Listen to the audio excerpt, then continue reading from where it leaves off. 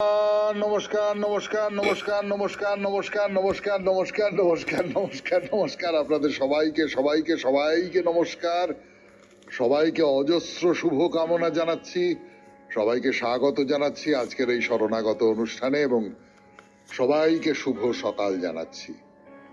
শুভ সকাল, শুভ সকাল, শুভ সকাল, শুভ সকাল। কিন্তু আজকে আমাদের পক্ষে বিশেষ করে আমরা যারা শরণাগত শুনি তাদের পক্ষে একটা শোকের দিন তো বটেই। যারা শরণাগত শোনেন না তাদের ক্ষেত্রেও, কিন্তু আমাদের শরণাগতর ক্ষেত্রে বিশেষ করে, তার কারণ যদি বলি তাহলে বুঝতে পারবেন। আপনাদের অনেকে মনে আছে নিশ্চয়ই, আজকের দিনেই প্রয়াত হয়েছিলেন আমাদের স্বামী বিবেকানন্দ, যিনি আমাদের এই অনুষ্ঠানের একটা বড় অংশ জুড়ে আছেন। সেই স্বামী বিবেকানন্দ 1902 খ্রিস্টাব্দে আজকের তারিখে 4 জুলাই এই মর্তধাম ত্যাগ করে চলে গিয়েছিলেন। এইটা ভাবলে মনটা একটু বিষণ্ণ হয়ে যায়, তাই না? এছাড়াও শ্রী শ্রী মাতা ঠাকুরানী প্রভাসিনী দেবী, তার জন্মতিথি আজকে। আজ বেনি মাধবশীলের পঞ্জিকা অনুযায়ী 19 আষাঢ় 1431, ইংরেজি 4 জুলাই 2024, বৃহস্পতিবার, ত্রয়োদশী। সূর্যোদয়ের সময় ভোর 5টা, সূর্যাস্তের সময় সন্ধে 6:23। নক্ষত্র মৃগশিরা। আজকে জন্মে বৃষ রাশি, বৈশ্যবর্ণ, মতান্তরে শূদ্রবর্ণ দেবগণ। অপরাহ্ন 4:29 গতে মিথুন রাশি, শূদ্রবর্ণ, মতান্তরে বৈশ্যবর্ণ। শেষ রাত্রি 4:21 গতে নরগণ। আমাদের হোয়াটসঅ্যাপে চিঠি পাঠাবার নাম্বার 9831922927। চিঠির গোড়ায় অতি অবশ্যই SG লিখতে হবে, সে তো আপনারা সকলেই খুব ভালো করে জানেন। আজকে বৃহস্পতিবার, পরের বৃহস্পতিবারে আবার আপনাদের চিঠিপত্র নিয়ে অনুষ্ঠান হবে, তার বিষয় বলে দেবো, আজকালের মধ্যেই বলে দেবো। আজকে হবে না, কালকে বলে দেবো। এবার তাহলে আজকের অনুষ্ঠান সম্পর্কে বলি। প্রথমে পুরাণ চিরন্তন। পুরাণ চিরন্তনে অষ্টবসুর কথা বলছিলাম আমরা, এবং সেই অষ্টবসুর অজানা কাহিনী বলতে বলতে, মানে অনেকের কাছে অজানা কাহিনী, আমার ধারণা খুব প্রচলিত কাহিনী নয়। এতক্ষণ পর্যন্ত যেটা বলেছি সেটা খুব প্রচলিত কাহিনী নয়। এইবারে আমরা একটু প্রচলিত কাহিনীর জায়গায় আসবো এবং আপনারা গল্পের শেষটা খানিকটা আন্দাজ করতে পারছেন হয়তো। তো যাই হোক, সেই আন্দাজ মতো গল্পটা আমি শেষ করব আজকে। তারপরে স্বামী বিবেকানন্দের রচনা থেকে পাঠ। রচনার নাম আত্মা ও ঈশ্বর। অসাধারণ একটি প্রবন্ধ, এবং এখানে স্বামী বিবেকানন্দ প্রায় নানান ধর্মের ইতিহাস ছুঁয়ে ছুঁয়ে ছুঁয়ে ছুঁয়ে যাচ্ছেন। কি গভীর পড়াশোনা ছিল তার, কি গভীর অধ্যয়ন করেছেন তিনি, সেটা বুঝতে পারা যায়। তারপরে ঠাকুর শ্রী রামকৃষ্ণ পরমহংসদেবের কথামৃত থেকে পাঠ, আপনাদের চিঠি, এবং শেষে বাইরে দূরে। শুনছেন 92.7 বিগ FM এ শরণাগত। হোক জীবনের সুর বদল। আমি আছি আপনাদের সঙ্গে, আপনাদের সৌমিত্র বসু। এরপর ফিরে এলো আপনাদের সৌমিত্র বসু। 92.7 বিগ FM এ শরণাগত অনুষ্ঠান শুনছেন। যেটা বলছিলাম যে গঙ্গা তো ওই রকম একটা শর্তে মর্তে এসেছেন এবং প্রতীপের মন ভুলিয়েছেন, সোজা কথায় বলতে গেলে। নদীর ধারে ঘুরে ঘুরে বেড়াচ্ছেন, প্রতীপ দেখে খুব পছন্দ করেছেন মেয়েটাকে, আমার ছেলে শান্তনুর সঙ্গে বিয়ে দেব।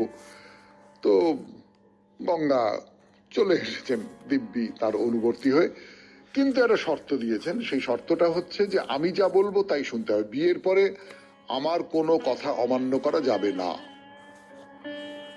প্রতীপ এইরকম একটা বৌমা পাচ্ছেন, অপূর্ব সুন্দরী। শান্তনু এরকম একটা স্ত্রী পাচ্ছেন, অপূর্ব সুন্দরী, অপূর্ব গুণবতী বলে মনে হচ্ছে। কি সুন্দর কথা বলে, কি সুন্দর মিষ্টভাষী, সব ঠিক আছে। ও ঠিক আছে, ঠিক আছে, ও হবে হবে, বেশ বেশ, হ্যাঁ হ্যাঁ, তোমাকে রাজরানী করে রেখে দেবো, তুমি যা বলবে তার বাইরে কিচ্ছু হবে না। এই বলেছেন, বিয়ে হয়ে গেছে। গন্ডগোলটা বাঁধলো, বিয়ের পর প্রথম সন্তান হলো, সন্তান জন্মালো। গঙ্গা বললেন, মানে বউ বলল যে একে বিসর্জন দিয়ে আসতে হবে নদীর জলে। সে কি কথা, প্রথম সন্তান থেকে বিসর্জন দিয়ে আসতে হবে মানে?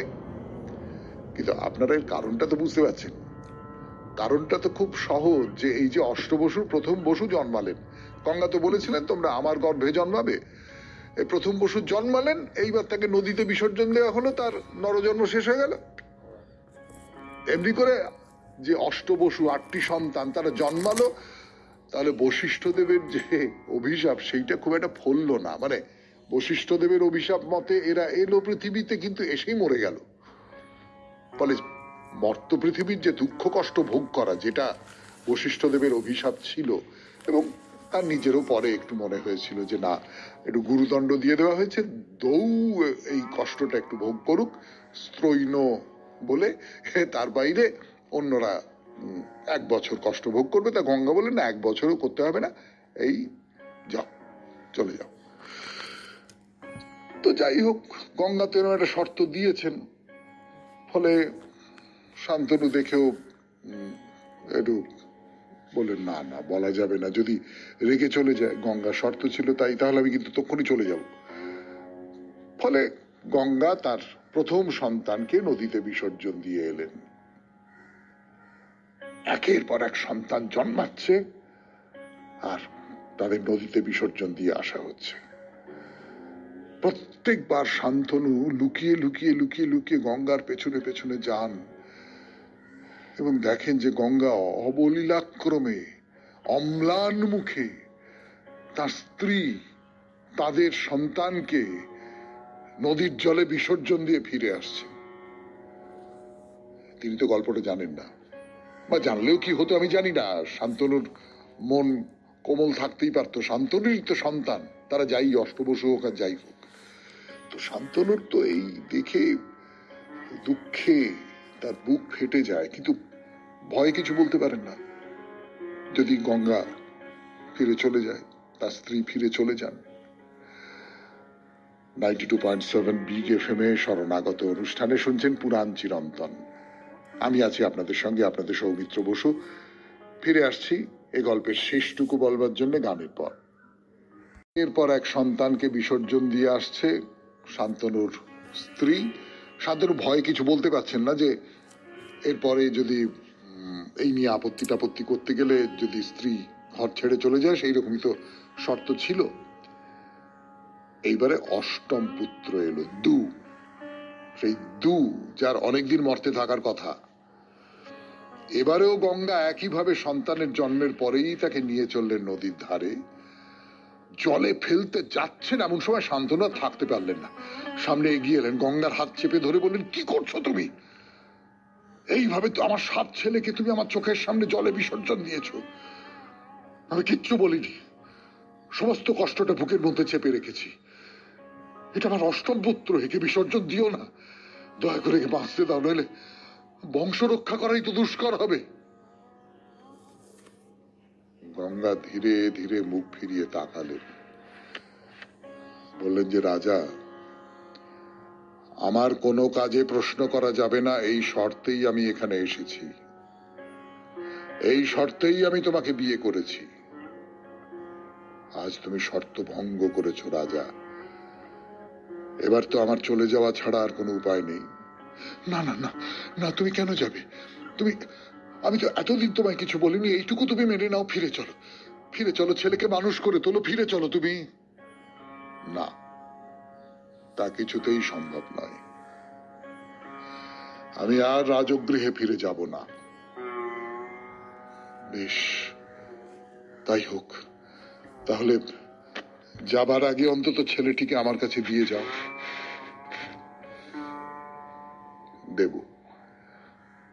দেব, তবে এখন নয়, আমি একে সঙ্গে করে নিয়ে যাচ্ছি, সর্বশাস্ত্র আর অস্ত্রে বিশারদ হলে তোমার কাছে পাঠিয়ে দেব, এর জন্য তুমি কোনো দুশ্চিন্তা করো না। ছেলেকে নিয়ে চলে গেলেন গঙ্গা। এই যে অষ্টম বসু, সেই অষ্টম বসুই হলেন এ জন্মে দেবব্রত, যিনি পরে পিতামহ ভীষ্ম নামে খ্যাতি অর্জন করেছিলেন। কুরুক্ষেত্রের মহাযুদ্ধে অসংখ্য স্বরের আঘাতে মাটিতে পড়ে গিয়ে, মানে মাটিতে পড়তে দেননি তাকে অর্জুন, তীর দিয়ে দিয়ে তার বিছানা তৈরি করে রেখে দিয়েছিলেন। 58 দিন তিনি সেইভাবে ছিলেন, তারপর তিনি স্বর্গে চলে গেলেন। এই হলো অষ্ট বসুর গল্প। 92.7 বিগ এফএম এ শরণাগত অনুষ্ঠানে শেষ হলো পুরাণ চিরন্তন। এরপর স্বামী বিবেকানন্দের রচনা থেকে পাঠ। 7 বিগ এফএম এ শরণাগত অনুষ্ঠান শুনছেন। স্বামী বিবেকানন্দের রচনা থেকে পাঠ। রচনার নাম আত্মা ও ঈশ্বর। পারসিকদের ধারণা ছিল মন্দ লোকেরাও একদিন পবিত্রতা লাভ করিবে, তখন তাহাদের আর অশুভ প্রবৃত্তি থাকিবে না। আর্যদের প্রকৃতি ছিল স্নেহ মমতাময় ও কবিত্ব প্রবণ। সেজন্য তাহারা অনন্তকাল নরকাগ্নিতে দহনের কথা ভাবিতে পারিত না। মৃত্যুর পর মানুষের নূতন শরীর হইবে, আর মৃত্যু হইবে না। ভারতের বাহিরে ধর্মের ধারণায় ইহাই হইল চরম উৎকর্ষ। উহার সহিত নৈতিক উপদেশও রহিয়াছে। মানুষের কর্তব্য 3টি বিষয়ে মনোযোগ দেওয়া: সৎ চিন্তা, সৎ বাক্য এবং সৎ কার্য। এইমাত্র। ইহা একটি কার্যকর ও জ্ঞানগর্ভ ধর্ম। ইহার মধ্যে কিছু কবিত্বেরও আবির্ভাব ঘটিয়াছে, কিন্তু কবিত্ব ও চিন্তাধারার উচ্চতর পরিণতি আছে। ভারতে বেদের প্রাচীনতম অংশে এই শয়তানের ঈষৎ প্রসঙ্গ দেখিতে পাওয়া যায়, তবে তাহার প্রভাব স্থায়ী নয়। একবার দেখা দিয়াই সে যেন গা ঢাকা দিয়াছে। বেদে অশুভের জনক এই শয়তান যেন একটি প্রহার খাইয়া পলায়ন করিয়াছে। ভারত হইতে শয়তান যখন চলিয়া গেল, তখন পারসিকরা তাহাকে গ্রহণ করিল। আমরা তাহাকে পৃথিবী হইতে একেবারে বিতাড়িত করিবার চেষ্টা করিতেছি। পারসিকদের ধারণা লইয়া আমরা তাহাকে একটি সুসভ্য ভদ্রলোকে পরিণত করিতে চাই। তাহাকে আমরা একটি নব কলেবর দিব। ভারতে শয়তানের ইতিবৃত্ত এইখানে শেষ হইল। কিন্তু পরমেশ্বরের ধারণা আগাইয়া চলিল। তবে এখানে আরেকটি ঘটনা মনে রাখিতে হইবে। ঈশ্বরের ধারণার সঙ্গে সঙ্গে মানবীয় প্রতাপের ধারণাও বাড়িয়া চলিয়া অবশেষে পারস্য সম্রাটের মহা মহিমায় গিয়া ঠেকিয়াছিল। কিন্তু অন্যদিকে তত্ত্ববিদ্যা ও দর্শনের উদ্ভব হইল। মানুষের আভ্যন্তরীণ সত্য আত্মার ধারণা দেখা দিল এবং উহার ক্রমবিকাশ ঘটিতে লাগিল। ভারতবর্ষের বাহিরে অন্যান্য জাতির ঈশ্বরের ধারণা একটি বস্তুনিষ্ঠ আকারে গিয়া থামিয়াছিল। ভারত এই ধাপ খানিকটা অতিক্রম করিতে তাহাদিগকে সাহায্য করিয়াছিল। এই দেশে মানে আমেরিকায় লক্ষ লক্ষ লোক বিশ্বাস করে যে ঈশ্বরের একটি দেহ আছে। গোটা সম্প্রদায় এইরূপ বলে। তাহাদের ধারণা ঈশ্বর সমগ্র জগতের শাসক, কিন্তু একটি বিশেষ স্থান আছে যেখানে তিনি সশরীরে বাস করিতেছেন। তিনি একটি সিংহাসনের উপর বসিয়া আছেন। সেখানে প্রদীপ জ্বালিয়া দেওয়া হয়। সেই রাজাধিরাজের উদ্দেশ্যে গান গাওয়া হয়, যেমন পৃথিবীর মন্দিরে আমরা করি। ভারতে কিন্তু উপাসকদের যথেষ্ট কাণ্ডজ্ঞান ছিল, যাহার ফলে তারা ঈশ্বরকে কখনো দেহধারী করিয়া তুলে নাই। ভারতে ব্রহ্মের কোনো মন্দির দেখিতে পাইবে না। ইহার কারণ এই যে আত্মার ধারণা ভারতে সর্বদাই বিদ্যমান ছিল। হিব্রু জাতি কখনো আত্মা সম্বন্ধে প্রশ্ন করে নাই। বাইবেলের পুরাতন সমাচারে আত্মার কোনো কথা পাওয়া যায় না। নূতন সমাচারেই উহা প্রথম দেখি। পারসিকরা ছিল আশ্চর্য রকমের করিতকর্মা, যুদ্ধপ্রিয় বিজেতা জাতি। তাহারা যেন বর্তমান ইংরেজদের প্রাচীন সংস্করণ, প্রতিবেশী জাতিদের সহিত সর্বদা যুদ্ধ করিয়া তাহাদিগকে ধ্বংস করিতেছে। এই ধরনের ব্যাপারে তাহারা এত ব্যস্ত থাকিত যে আত্মার সম্বন্ধে চিন্তা করিবার তাহাদের ফুরসত ছিল না। শোনালাম স্বামী বিবেকানন্দের বাণী, তার রচনা থেকে পাঠ করে শোনালাম। রচনার নাম আত্মা ও ঈশ্বর। এরপর কথামৃত। আমি আপনাদের সৌমিত্র বসু। শুনছেন 92.7 বিগ এফএম শরণাগত। 92.7 বিগ এফএম এ শরণাগত অনুষ্ঠান শুনছেন। এখন ঠাকুর শ্রী রামকৃষ্ণ পরমহংসদেবের কথা, কথামৃত থেকে পাঠ করে শোনাচ্ছি। কথামৃত থেকে অনেকদিন ধরে পাঠ করছি। এখন যে প্রসঙ্গ নিয়ে কথা হচ্ছে সেই কথা ঠাকুর শ্রী রামকৃষ্ণ পরমহংসদেব তিনি ওই একেবারেই বালকের যে স্বভাব, সেই বালকের স্বভাব নিয়ে কথা বলছেন, তার নানান রকম উদাহরণ দিচ্ছেন। তার উদাহরণ তিনি দেখেছেন একটু আগে একটি 5-6 বছরের মেয়ের সঙ্গে কথোপকথন, তার সূত্র ধরে তিনি বলছেন যে তার নিজের ছোটবেলার কথা, তার নিজের অভিজ্ঞতার কথা, বালকের ভাব কেমন করে হয়। এই বালকের ভাব তো বালকদের মধ্যে হয়, বালক বালিকাদের মধ্যে হয়, এবং তার একটা প্রধান লক্ষণ হচ্ছে সবকিছুকে চৈতন্যময় করে দেখা। সবকিছুর মধ্যেই প্রাণ আছে, চৈতন্য আছে, সবকিছুর মধ্যেই সার আছে, সবকিছুর সঙ্গে সেই চৈতন্যের সূত্র ধরে বা প্রাণের সূত্র ধরে, প্রাণময়তার সূত্র ধরে সেতু তৈরি করা সম্ভব, যোগাযোগ তৈরি করা সম্ভব। এইটা বিশ্বাস করে একজন বালক। এবং আমরা বলেছিলাম যে একটা একেবারে মানুষ প্রাচীনকালে যখন সভ্যতার, বিজ্ঞানের এই সমস্ত নানান রকম ব্যাপার তার ভেতরে ভেদাভেদ জ্ঞান তৈরি করে দেয়নি, সেই সময়ে সেও বিশ্বাস করত। তো ঠাকুর কি বলছেন যে পরমহংস বালকের ন্যায়। সে বালকের কি আর একটা গুণ কি? আত্মপর নেই, ঐহিক সম্বন্ধের আট নেই। মানে আমি কার সঙ্গে কি সম্পর্কে বদ্ধ, এই যে সমাজ যে সম্পর্কগুলোকে ভাগ ভাগ ভাগ ভাগ করে দিয়েছে, এই ভাগের যে জ্ঞানটা, মানে ধরুন সম্পর্ক অনুযায়ী তো আমাদের ব্যবহার আলাদা আলাদা রকমের হয়। মানে আমি আমার বাবার সঙ্গে যে ব্যবহার করতে পারি বা করি, সমাজ অনুমোদন করে যে ব্যবহার, আমার বন্ধুর সঙ্গে সেই ব্যবহার করি না, সমাজ অনুমোদন করে না। বা আমি আমার অফিসের বসের সঙ্গে যে ব্যবহার করি যেটা অনুমোদন করে, আবার আমি আমার বাড়ির যে কাজের লোক তার সঙ্গে সেই ব্যবহার করি না, সেটা অনুমোদন করে। এইরকম তো আমাদের যে নানান রকমের সম্পর্ক, নানান রকমের যে এই সম্পর্কগুলোর ব্যবহার বিধিও নানান রকম। কিন্তু লক্ষ্য করে দেখবেন যে যে শিশু, যে বালক, এই যে 4-5 বছর বয়স, তারা এইগুলোকে খুব মনে রাখতে পারে না। তারা এই যে যাকে আমরা আইডেন্টিটি বলি, যাকে আমরা আমাদের আত্মপরিচয়ের যে কতগুলো চিহ্ন আছে, সেই চিহ্নগুলো, আমার নাম কি, আমি কোথায় থাকি, হ্যাঁ, আমার বাড়িতে কে কে আছেন, তাদের সঙ্গে আমার সম্পর্ক, এই যে আমাদের আত্মপরিচয়, এই আত্মপরিচয়টাকে তারা অনেক সময় গুলিয়ে ফেলে। মানে বলছেন যে রামলালের ভাই একদিন বলছে, তুমি খুড়ো না পিসে, তুমি কে? মানে ঠিক করে আত্মীয়তার সম্বন্ধটা তৈরি করতে পারছে না। সব ব্রহ্মময় দেখে, কোথায় যাচ্ছে কোথায় চলেছে হিসেব নেই। রামলালের ভাই হৃদের বাড়ি দুর্গাপুজো দেখতে গিয়েছিল, তো হৃদের বাড়ি থেকে ছোটকে আপনি কোন দিকে চলে গেছে, 4 বছরের ছেলে। তো পথের লোক জিজ্ঞেস করছে, তুই কোথা থেকে এলি? সে কিছু বলতে পারে না, কেবল বলে চালা। চালা মানে 8 চালা, যেখানে জমিদার বাড়ির পুজো হচ্ছে সেইখানে গিয়েছে। তা লোকে জিজ্ঞেস করছে এরকম করে, কার বাড়ি থেকে এসছিস? তখন কেউ বলে দাদা, আর কিছু তো জানে না। শুনছেন কথামৃত থেকে পাঠ, 92.7 বিগ এফএম এ শরণাগত অনুষ্ঠানে।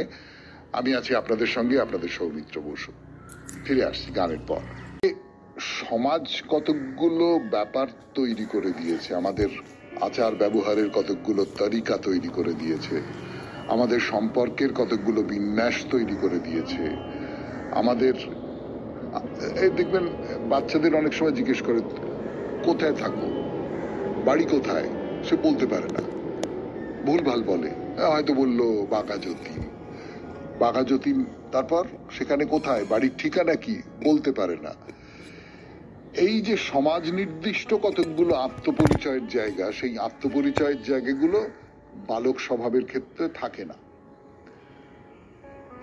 তো পরমহংসের আর উন্মাদের অবস্থা হয়, যখন উন্মাদ হলো, শিবলিঙ্গ বোধে নিজের লিঙ্গ পূজা করতাম, জীবন্ত লিঙ্গ পূজা, একটি আবার মুক্তা পরানো হতো, এখন আর পারি না। 92.7 বিগ এফএম এ শরণাগত অনুষ্ঠানে শুনছেন কথামৃত থেকে পাঠ। এই যে সবকিছুকে এক করে দেখা, অর্থাৎ ওই শিবলিঙ্গ যা আমার লিঙ্গ তাই, এই সমস্তটাই আসলে এক, একাকার, এই রকমের একটা বোধ, এই বোধটা যদি থাকে তাহলে জাগতিক ক্ষেত্রে বড় সমস্যা না? সত্যি সত্যি তো সমস্যা। তো বালকের ক্ষেত্রে ওটা সমাজ মেনে নেয়, যে যাকে ইংরেজিতে বলে সোশ্যালাইজেশন, বাংলায় সামাজিকীকরণ বলা যায়। সেই সামাজিকীকরণ তার তখনও পর্যন্ত হয়নি, তার ফলে সে এই বিভেদগুলো জানে না। সমাজের কাজটা হচ্ছে মানুষের মনের মধ্যে এই বিভেদগুলো, এই পার্থক্যগুলো, এই তফাৎগুলো তৈরি করে দেওয়া। ঠাকুর বলছেন যে দক্ষিণেশ্বরে মন্দির প্রতিষ্ঠার কিছুদিন পরে একজন পাগল এসেছিল, পূর্ণ জ্ঞানী। তো পূর্ণ জ্ঞানীর রূপটা কিরকম বলি আপনাদের।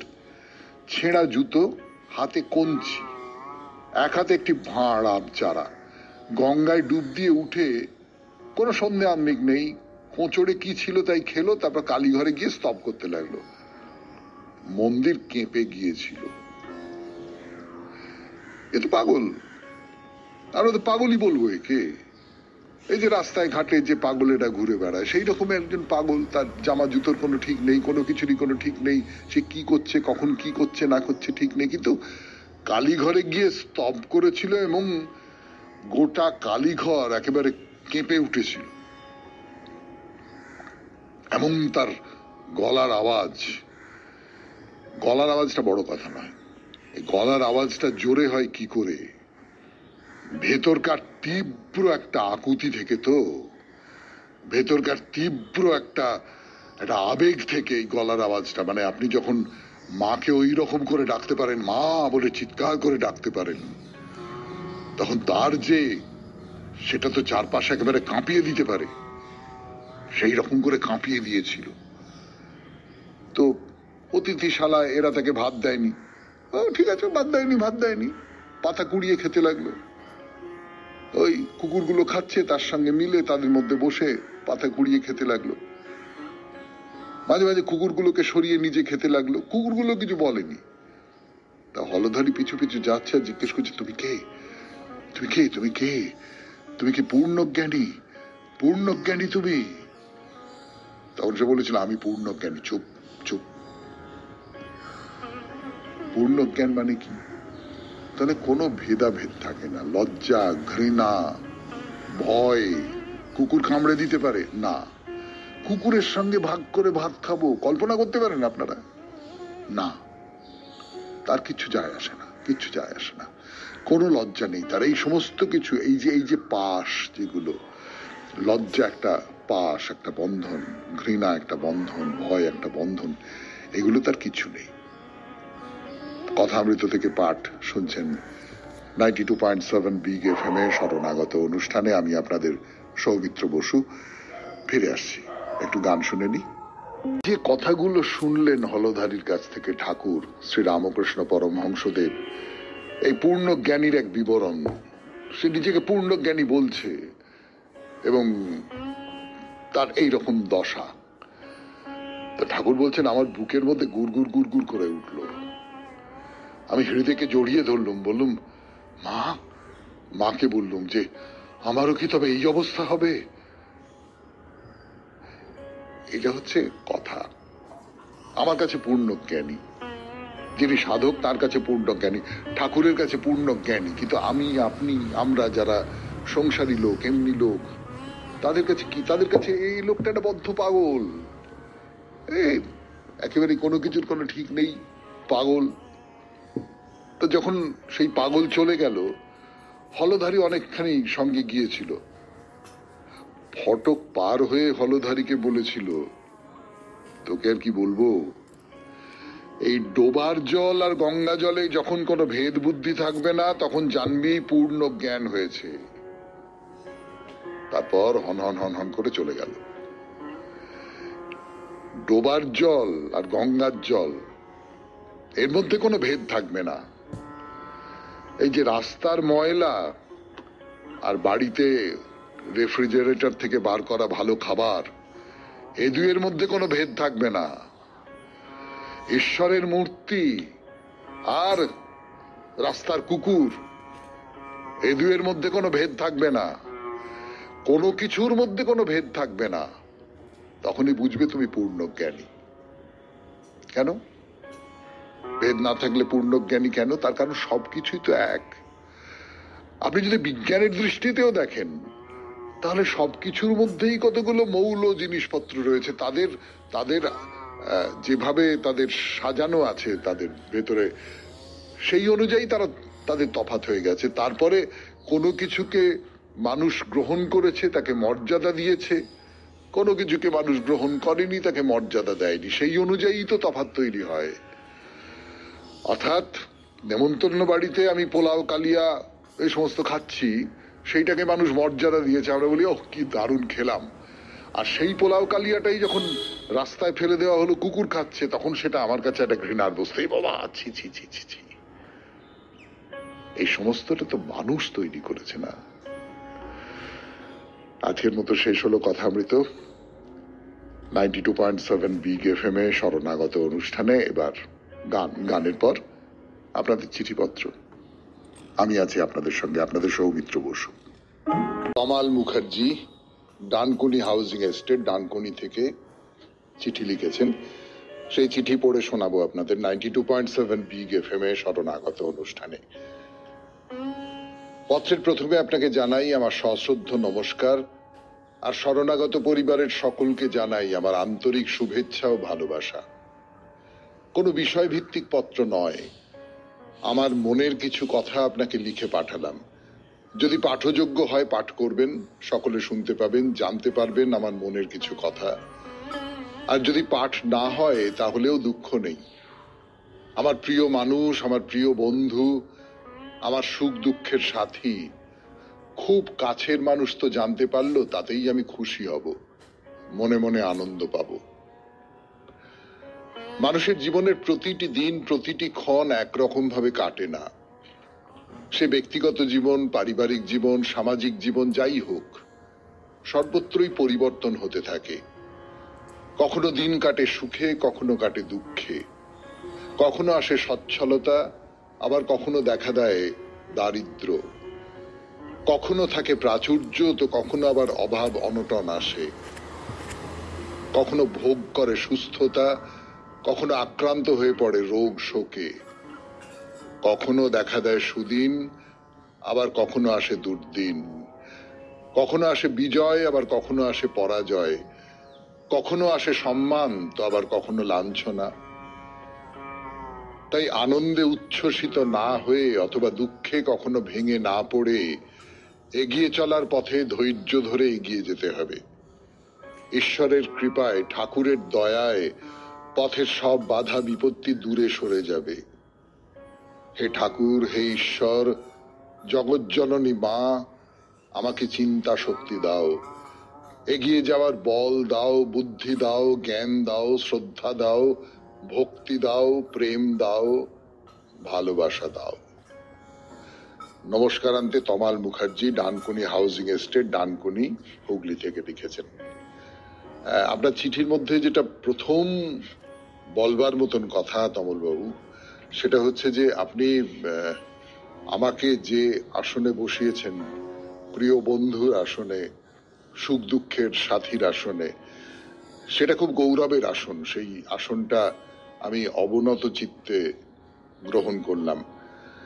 তারপরে আপনি যে উপলব্ধির কথা লিখেছেন, সেই উপলব্ধি আমাদের সকলের মনের মধ্যে, এই উপলব্ধি হয়তো জাগে না, কিন্তু আপনি আপনার কথা বলেছেন, সেই কথা আমাদের অনেককে প্রাণিত করবে, তাতে কোনো সন্দেহ নেই। এবার বাইরে দূরে 92.7 বিগ এফএম এ শরণাগত অনুষ্ঠান শুনছেন আপনারা। আমি আছি আপনাদের সঙ্গে, আপনাদের সৌমিত্র বসু। হোক জীবনের সুর বদল। গানের পর ফিরে এলাম 92.7 বিগ এফএম এ শরণাগত অনুষ্ঠানে। এখন বাইরে দূরে আমরা আছি কামারপুকুরে। কামারপুকুরে ঠাকুরের যে জন্ম ভিটে, সেইটা দেখা হয়েছে আমাদের। এরপর চিনু শাঁখারির বাড়ি যাচ্ছি আমরা এখন, চিনু শাঁখারি। দেখুন, যেতে যেতে একটা কথা মনে হয়, এই মানুষটিকে কেউ তো চিনতে পারেননি তখনকার দিনে। এমনি একজন গরিব মানুষ, ভক্ত, এই পর্যন্ত। কিন্তু মানুষটি সেই ছোট্ট গদাধরের মধ্যে ঈশ্বরকে দেখেছিল, তার ঈশ্বরকে। অচিন্ত্য কুমার সেনগুপ্তের পরম পুরুষ শ্রী শ্রী রামকৃষ্ণ বইটি ধরে ঠাকুরের জীবন কথা বলতাম, সে বহুদিন আগে। তখন তো এই চিনু শাখারির কথা হয়েছিল। তা সত্যি সত্যি শোনাতে শোনাতে চোখে জল চলে আসতো। কি সমর্পণ, কেমন তীব্র গভীর আত্মনিবেদন। দেখুন, এই অখ্যাত অজ্ঞাত মানুষটি শুধু ঠাকুরকে ভালোবেসেছিলেন বলে আজকে তার বাড়িও একটি তীর্থক্ষেত্র হয়ে উঠেছে। তো এই হয় জানেন, ঠাকুর হলেন সেই পরশমণি যাকে কোনো না কোনো ভাবে ছুঁয়ে ফেললেই সোনা হয়ে যেতে হয়। যাকি, সেসব কথা, কাজের কথায় আসি। চিনু শাখারির বাড়ি পর্যন্ত কিন্তু হেঁটে যাওয়া যাবে না, অটো ধরে নিন। মানে আমাদের তো তাড়াতাড়ি অনেকগুলো জায়গা দেখে ফেলতে হবে না, তাই অটোই ভালো। অটো বা এরকম কোনো যানবাহনে চড়ে ঘুরবার আর একটা ভালো দিক আছে, কি বলুন তো, যেতে যেতে না অনেক কথা শুনতে পাবেন আপনারা। গাড়ির যিনি চালক তিনি অনেক গল্প শোনাবেন আপনাকে, এটা ওটা যেখানে যাচ্ছেন তাকে নিয়ে, চিনু শাখারিকে নিয়ে।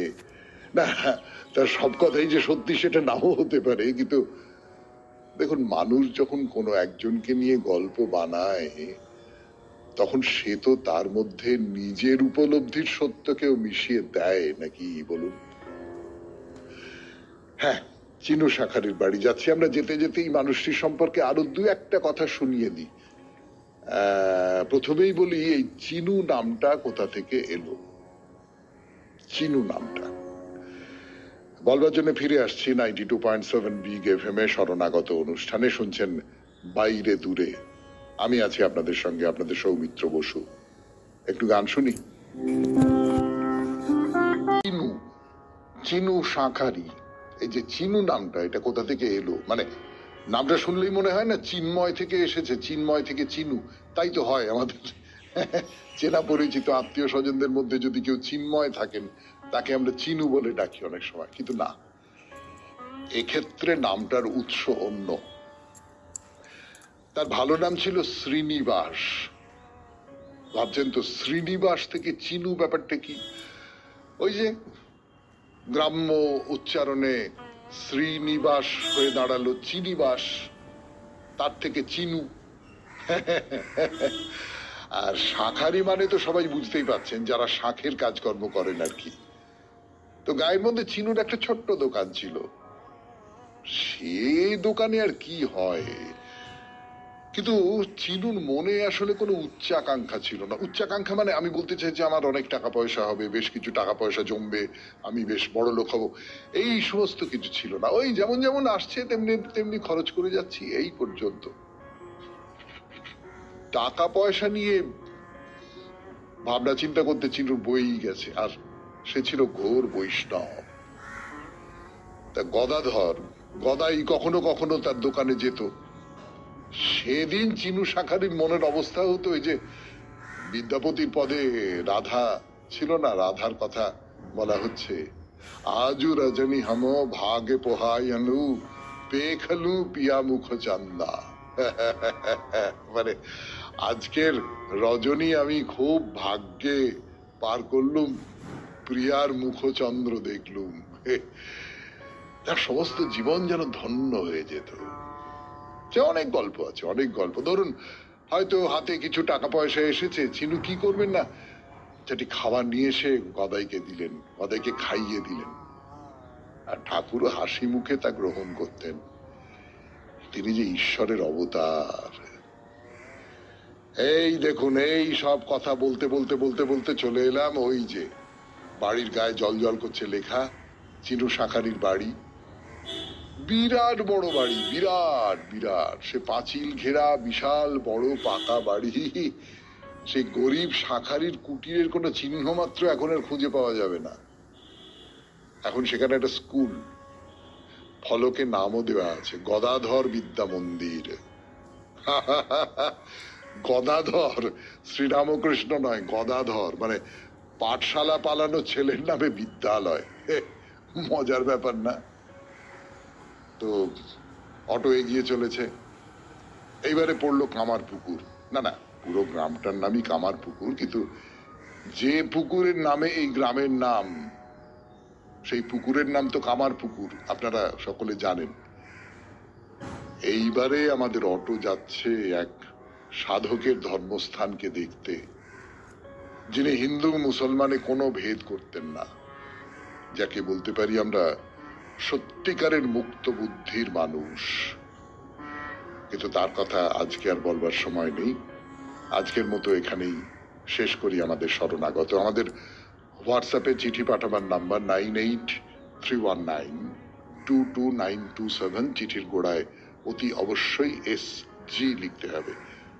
আর মনে রাখতে হবে, সামনের বৃহস্পতিবার তো আপনাদের চিঠিপত্র নিয়ে তৈরি হবে শরণাগত।